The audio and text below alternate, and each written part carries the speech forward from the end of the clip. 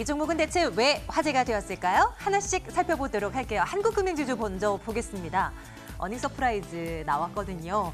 한국금융지주의 자회사 한국투자증권이 잘했습니다. 국내 증권사 가운데 단기순이익 1등 기록했다. 뭐 요거 하나 가져가고요. 또 카카오뱅크가 이제 흑자 전환에 돌아섰다라는 부분도 실적을 끌어올리는데 한몫을 했던 그런 형국이었습니다. 한국금융지주 깜짝 실적 속에 주가는 5% 가까운 상승 지금도 유지가 되고 있습니다. SK이노베이션 볼까요? 중국에다 두 번째 배터리 공장을 짓겠다고 나섭니다. 전기차 배터리 시장에 일찌감치 뛰어들었던 LG화학이나 삼성 SDI 이 선도 업체들이 이제 바짝 추격하겠다라는 포부 아닐까 싶고요. 무엇보다도 중국 쪽에서 짓고 있는 첫 번째 공장이 완공되기도 전에 두 번째 또 짓겠다 이렇게 발표를 낸 거기 때문에 대단한 계획을 갖고 있구나, 뭔가 있구나라는 생각을 한편으로 해봅니다. 주가가 그동안 참 많이 밀려났는데요. 오늘은 반등이 3% 정도의 반등이 나옵니다. 앞으로도 더 올라갈 수 있을까? 한번 따라가 보도록 하겠습니다. 17만 1,500원이고요. 실적 발표한 기업들 중심으로 다시 살펴볼게요. 다나와 보겠습니다. 주가 많이 올라가고 있죠. 13% 가까운 급등 진행되고 있고요. 52주 신고가 기록입니다. 영업이익이 시장 예상보다 훨씬 잘 나와 버렸습니다. 온라인 쇼핑하는 분들 많으시잖아요. 그리고 단돈 100원이라도 싸게 사려는 소비자들 늘어나고 있고요. 가격 비교 이 서비스 업체지 않습니까? 그렇기에 다나와의 수혜 앞으로도 예상된다라는 시각입니다. 25,900원 기록이 되고 있고요. 반대로 쇼크를 기록한 업체도 있죠. 한국전력입니다.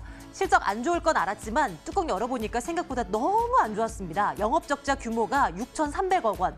이게 해결이 되려면 전기요금 올라야 됩니다. 그런데 지금 전기요금 올리는 거 이거 쉬울까요? 그럴 가능성은 크지 않고 지금 같은 상황이라면 배당을 해주는 것마저도 어려울 수 있다는 지적도 나옵니다. 주가는 1.68%의 하락으로 진행되는데요. 주가 투자적인 측면에서는 어떻게 바라볼까요? 전략 챙겨보도록 하겠습니다. EDGC 한번 볼까요? 주가는 조정 장세긴 한데요. 실적 나왔는데 괜찮았다라는 평가 나옵니다. 이제 상장한 지 코스닥 시장에 한 1년 가까이가 되어가는 것 같아요. 1분기 매출 상장 이후 최대 수준. 물론 이제 상장한 이후 실적 발표가 한 5번 있었던가요? 그중에 이제 최고라는 수식어를 달아도 되나? 이건 잘 모르겠지만 어쨌건 1년 전과 비교했을 때 매출이 늘어난 건 사실입니다. 7,450원. 이 업체, 뭐 하는 업체? 조금 생소하게 느껴질 수도 있을 것 같은데요. 한번 분석 들어가도록 하겠습니다. 면세점주 조금 우려스럽죠? 신라호텔하고 신세계, 호텔신라, 신세계 이렇게 한번 주가 보여주시겠습니까? 정부가 시내 면세점 특허를 올해 안에 6개 신규로 발급하겠다고 했습니다. 불과 얼마 전에 한화가 자진 철수 면세점 사업 이거 발표했지 않습니까? 그만큼 이익을 내기가 어려운 시장이 되어버렸다라는 것을 증명하는 뉴스 있었을 텐데 이런 포화된 면세점 시장을 더 늘리겠다고 정부는 나서고 있는 것입니다. 아무리 신라나 신세계, 롯데가 꽉 잡고 있는 면세업계라고 하더라도 불안할 수밖에 없겠죠. 이 주식 시장에서는 악재로 작용할 수밖에 없을 겁니다. 오늘 나란히 두 주가는 5% 가까운 하락으로 진행되고 있는데 이거 지금 기회일까요? 아니면 우려를 해야 되는 상황일까요? 진단 내려보도록 하겠습니다. 5G 관련주들 살펴보겠습니다. 오이솔루션 아직도 상한가 안 풀리네요. 실적 잘 나온 거 확인했고 장 초반부터 강했는데 결국은 상한가로 직행해버립니다. 그리고 오이솔루션이 날아가면서 다른 5G 관련주들도 줄줄이 상승세를 키웁니다. 어떻게 분석할까요? 한번 살펴보도록 할게요. 이것도요.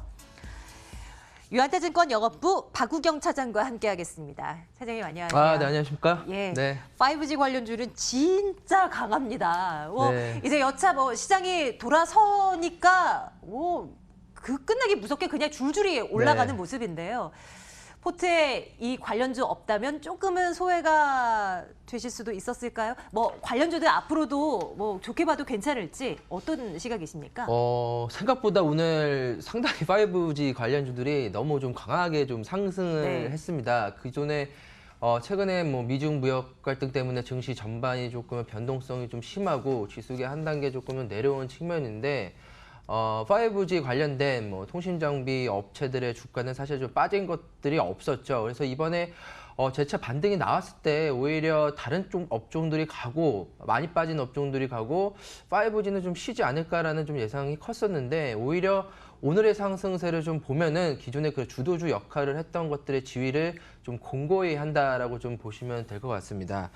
뭐 5G 다들 아시죠? 이제 그 5G 상용화가 본격적으로 우리나라부터 시작을 했고 이제 5G 폰들이 출시를 좀 했지만 아직까지도 뭐 저는 5G를 제가 쓰지 않아서 좀 모르겠지만 5G를 쓰는 분들에 대한 뭐 뉴스들을 좀 접하면은 아직까지는 그런 통신기기, 그런 중계기들이 설치가 다 안 돼 있어서 속도적인 측면에서 문제가 되는 지역들이 좀 많다라고 좀 보이고 있어요. 그래서 5G가 장비 업체이기 때문에 그 수주가 있어야 되죠. 수주는 통신사들이 좀 수주를 내고 있고요.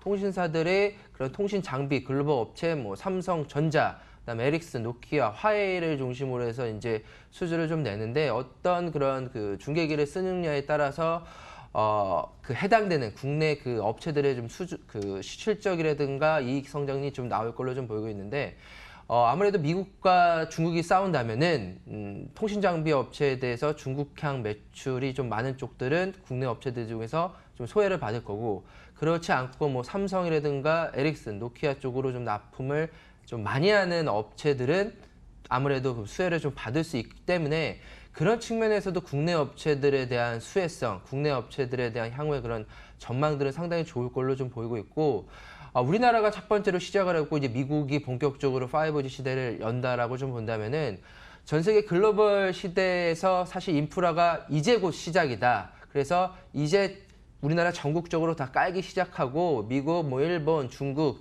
유럽까지 시작이면은 2년에서 3년 사이에는 장비 수주에 대한 걱정은 없을 것이다가 오늘의 그런 상승세를 좀 보여준 것이 아닌가라고 좀 보고 있습니다. 어때요? 차장님이시라면 지금이라도 5G 관련주 하나 사시겠습니까? 저는 제 포트상에 몰빵은 못할 것 같아요. 만약에 제가 새로운 네. 그 신규 투자자라면은 네, 네. 사실은 실적 대비해서 주가 뭐 퍼라고 할 수 있는 그런 그 퍼밸류가 상당히 좀 높거든요. 기본 뭐 30배, 50배, 뭐 100배짜리도 좀 보이고 네, 있고요. 네. 그래서 장비 업체다 보니까 향후 기대감으로 수주에 대한 기대감으로 주가는 좀 올라가는 거죠. 하지만 좀 소외가 되지 않고 주도주를 좀 사고자 하는 투자자라면은 일정 부분 그 밀릴 때마다 사는 것은 유효할 거라고 좀 보이고 있고요. 대부분의 종목들을 좀 보면은 차트가 다 정배열이에요. 주가가 가는 모양새라는 거죠.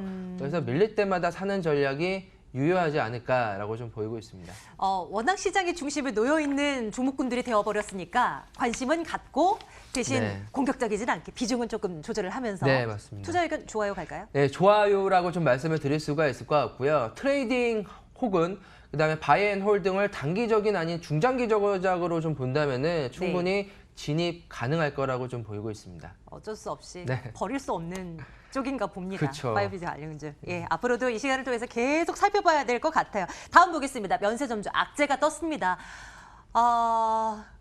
호데신라, 뭐 대형 이 면세점 관련주도 많이 빠집니다. 장 초반부터 그랬고 지금도 이제 낙폭을 뭐 돌리지는 못하는 것 같아요. 어떻게 봐야 되겠습니까? 뭐 오늘 뭐 악재가 떴죠. 국내 이슈가 떴는데 최근 들어서 그 사실 호텔신라 뭐 신세계 면세점 종목들이 주가가 그 전부터는 사실 조금씩 좀 내려왔어요. 근데 오늘 뭐 정부에서 그 시내 그 면세점 사업자를 뭐 5개 정도 신규로 좀 허용을 하겠다라고 좀 얘기가 나왔는데 아무래도 국내에 경쟁하는 업체가 맞으면은 비용이 많이 들고 수익도 적어들고 그렇기 때문에 그 Q가 적어지고 C도 적어지고 프라이스도 올릴 수가 없는 형편이기 때문에 기존에 있는 사업자에게는 크나큰 악재이죠. 하지만 저희가 사실 뭐 새롭게 그 신규 그 면세점 그 기업들이 좀 들어온다고 하더라도 당장에 뭐 호텔신라나 신세계를 대적할 만한 그렇게 힘을 갖고 있지는 않은 것 같아요. 네. 그래서 저희가 사실은 좀 봐야 될 것은 호텔신라와 신세계가 여태까지 면세점 사업자로서 왜 주목을 받았냐를 첫 번째로 좀 기억을 해야 될 것 같고요. 그렇게 기억을 해야 될 거에 대한 가장 키포인트는 아무래도 중국 위안화에 대한 움직임이 아닌가라고 좀 보이고 있습니다. 중국 위안화에 대한 움직임, 뭐 작년까지만 하더라도 1달러당 6.9에서 좀 움직이다가 올 상반기에 그 상당히 좀 안정적으로 위안화 강세로 좀 돌아서고 호텔 신라의 주가가 반대로는 올라갔습니다. 하지만 그 5월 달 들어서 그 위안화에 대한 움직임이 다시 재역전됐는데요. 6.7에서 6.9로 재역전됨으로써 오히려 호텔 신라의 주가는 이미 고점 대비해서 빠지고 있었습니다. 빠지고 있는 찰나에 지금 정부에 대한 그런 그 악재가 좀 떴던 것에 불과하다라고 현재로서는 저는 좀 보여지고 있기 때문에 단기적으로든 좀 장기적으로 현재 국면에서는 그닥 좀 매력적이지 않다라고 좀 보이고 있고 그래요. 네. 한번 그 화면을 보면서 좀 말씀을 좀 네. 드리겠습니다. 저 방금 말씀드렸던 이제 중국 역의 위안화 달러의 그 모습을 본다면은 이미 그 작년부터 해가지고 위안화는 좀 빠지고 있었죠. 추세가 강세로 좀 빠졌다라는 얘기는 위안화의 가치가 그 강하기 때문에 그 중국 소비자들은 구매력들이 강할 수밖에 없고 해외 상품을 조금은 싸게 살 수 있는 여력이 생기는 게 위안화 그 강세의 그런 수혜라고 좀 볼 수 있는데 반대로 최근 들어서는 다시 올라가고 있죠. 그럼 약세인데 약세는 구매력이 좀 떨어진다는 거죠. 구매력이 떨어지면 면세점에 살 수 있는 그런 그 구매 자체가 떨어진다는 얘기이기 때문에 이런 것들이 벌써 지금 시장에서는 좀 반응으로 먼저 왔거든요. 호텔 신라의 차트를 보면은 지금 똑같습니다. 호텔 신라의 차트를 보면은 이미 5월 달부터 반대로 빠지기 시작을 했고요. 그 위안화가 강세로 돌아섰을 때 이미 주가는 위로 가고 있었습니다. 그렇기 때문에 국내 그런 이슈 이전에 사실은 그 호텔 신라에 대한 그 면세점에 대한 이슈들이 중국 위안화, 중국 소비재의 가장 큰 따이공 웨이상이 올해 뭐 전자상거래법에 의해서 세금 이슈 때문에 안 들어올 거다라는 예상을 깨고 오히려 한 번 살 때 더 많이 사는 그런 구매력을 좀 보여줬었는데 그런 구매력들이 위안화랑 좀 상관관계가 상당히 심하기 때문에 이런 쪽으로 저희가 오히려 초점을 더 맞출 필요가 있겠다라고 좀 보시면 될 것 같습니다. 투자 의견을 셋 중에서 고른다면 어떻게 선택을 해볼까요? 나빠요. 나빠요. 예. 네, 조금은 한켠으로 밀어두겠습니다. 예. 지금 저에게 남아있는 시간이 한 2분 조금 넘게 남아있어요. 그 많지가 않아요. EDGC에 주목해보겠습니다. 뭐 네. 유전체 분석 기술을 개발하는 업체? 막연합니다. 뭐 그런 업체라고 하는데 네. 괜찮습니까? 한번 설명 좀 해주세요. EDGC라고 한다면은 그런 유전자랑 염색체를 분석을 함으로써 암이라든가 이제 질병을 진단하고 예방할 수 있는 그런 진단 서비스 업체, 분석 서비스 업체라고 좀 보시면 되는데요. 저희가 뭐 실적에서도 조금 나왔었는데 뭐 산정 검사라든가 그다음에 유전자 질병 예측 검사, 그다음에 신생아 유전자 선별 검사, 다양한 그렇게 그런 신생아들이라든가 임신 그 임산부들한테 검사했을 때 필요한 네. 그런 그 분석 서비스를 좀 제공을 하는 거예요. 근데 이게 정부 주도의 그런 그 시장성이 좀 예상이 된다라고 하는 것은 이제 보건복지부가 올 이제 2월에 좀 발표를 했는데 기존의 유전자 검사의 대상 항목을 12개에서 이제 57개로 이제 확대를 했습니다. 이제 확대를 했다는 것 자체가 소비자가 직접적으로 의뢰할 수 있는 유전자 검사 항목들이 좀 대폭 늘어나다 보니까 이런 유전자 검사 서비스 업체들에 대한 수혜가 향후에 상당히 좀 긍정적으로 좀 보이고 있고 두 번째로는 최근 들어서 EDGC가 경영권 그런 분쟁에 좀 휘말릴 수 있는 그 요인들이 좀 생겼습니다. 김준일 전 그 락앤락 그 회장이 네.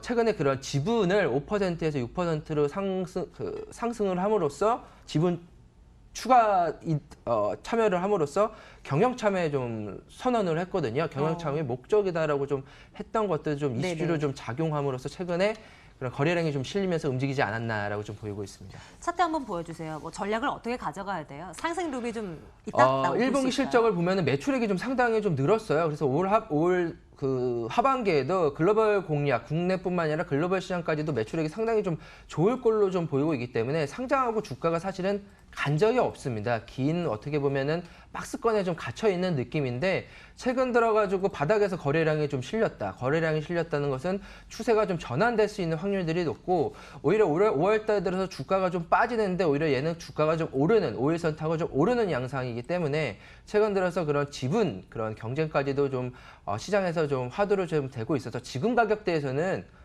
물려도 된다. 라는 좀 심정으로 네. 그래서 8,000원을 돌파를 한다면은 새로운 가격대가 나올 수 있다라는 기대감. 그다음에 이런 쪽으로 저희가 적극적으로 좀 매수해야 되지 않을까라고 꼭 강조해드리고 싶습니다. 박우경 사장님께서 최근에 가지고 오시는 종목 수익률이 진짜 좋아서요. 왜 GTG 웰리스도 한예슬 LED 마스크 네. 그거 말씀 주시면서 처음 안다라고 했는데 네. 오늘 진짜 많이 올라가더라고요. 수익률 잘 나오는 종목들이 많은데 네, 저도 한번 홈쇼핑을 직접 한번 봐봤습니다. 네. 자랑할 시간이 너무 네, 부족해서 너무 알겠습니다. 아쉽습니다. 다음 이 시간에 돌아오신다면 저희가 압축시켜서 또 말씀을 드려보도록 할게요. 네. 탑픽은 그럼 방금 이 종목으로 가나요? EDGC? 예, 가격 부담 물려도 없고 예, 한번 사보자, 물려도 좋다라는 종목으로 EDGC로 예, 선택하겠습니다. 내일장 탑픽으로 네. 이 종목 올려놓도록 하겠습니다. 유한대증권 영업부 박우경 차장과 함께했습니다. 고맙습니다. 감사합니다.